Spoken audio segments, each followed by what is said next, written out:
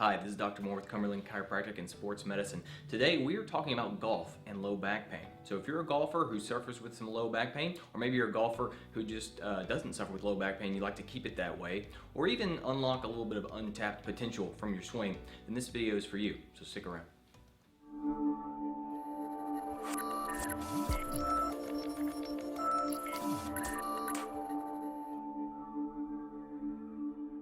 Okay, so we're talking about golf. Let's get one thing straight. I am Ryan Moore, the chiropractor, not Ryan Moore, the PGA golfer. So this video isn't intended to make you a scratch golfer, but what I hope this video does do is help you if you suffer with lower back pain while you're playing golf, or keep you from developing it. Okay, so lower back pain is extremely common in golfers. It makes up over half of all PGA player injuries is lower back injuries. And chiropractic is great for treating lower back pain. A lot of golfers swear by their chiropractor, but today we're going to be a little bit more in depth. And first thing we're going to talk about is why golf has such a tendency to cause lower back pain. Okay, so let me give you a visual analogy to help you understand why golf causes so many lower back problems. Okay, so I want you to think about your golf swing, this big swing that we do with the golf club. This golf club has to travel, in most golfers over 365 degrees. And in order to do that motion, a lot of the pieces of our body have to work together in tandem. All the way from your ankles to your shoulders, we're making this motion, okay? Take that swing, turn it into a pie chart or a pie graph, whatever you want to call it. And to make up that motion, I want you to think of the different components. For this visual analogy, we're going to talk about hips, lower back, mid back, and shoulders, okay?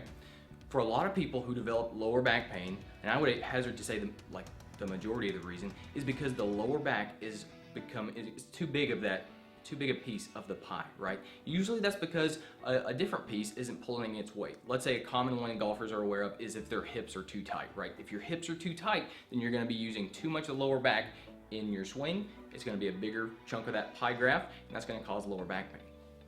Okay, so what's the big deal about over rotating or overusing your lower back in your golf swing, right? Why can't we just get through it?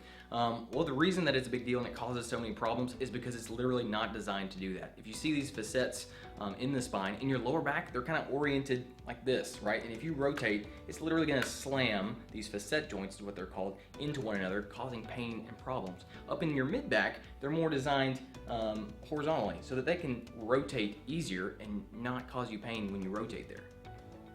Okay, so we've got a little bit of an idea of why golf is causing so many lower back problems, okay? How do we fix that problem? Well, there are two components to this solution. The first is, how about we increase the size of those other parts of your swing, those other pieces of your pie chart, right? And that's freeing up hip mobility, or getting better joint mobility in your mid back, freeing up the shoulders. Those are things that here in our office we're really well suited for. We help people get better joint mobility with chiropractic manipulation. We help free up shoulder and hip restriction with good muscle work. And I'm not just talking about, oh, your hip rotators are tight. I'm going to rotate your hip and we're going to kind of stretch that. We're going to find out what's limiting that range of motion. We're going to give it a name. We're going to address that specifically and show you how to fix that at home yourself. So that is going to help because that's going to give us the capacity to not chew up the lower back as much and slam those facets together. But there's a second component to this solution that a lot of golfers miss, and that is core stability. Okay, so a lot of you watching this video might be like, core stability, I've heard this all before. I see it online all the time. But a lot of people that I work with that have this problem think they have good core stability, but what they mean is they've done a lot of sit-ups or a lot of crunches, that maybe they have strong abs, and they think that when they go to do their swing, they're sucking in their gut. But those are all incorrect habits or ideas that we've formed in our head.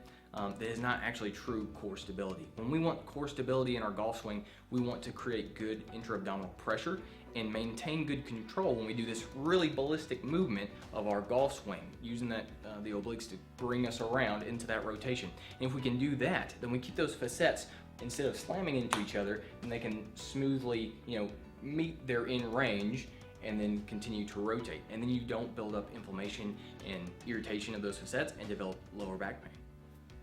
Okay, so what I'm going to do is I'm going to put some links down below this video.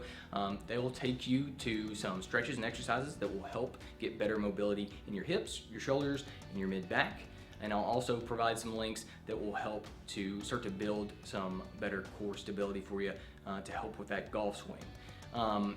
if this doesn't fully resolve your problem, maybe you still have some lower back pain even though you've tried these things, then it maybe means that your problem is a little bit more unique, or you're missing something, doing something slightly wrong, and that's fine. Why don't you give us a call and let us help you with that, because we love helping golfers with their lower back pain and other things like shoulder pain and elbow pain.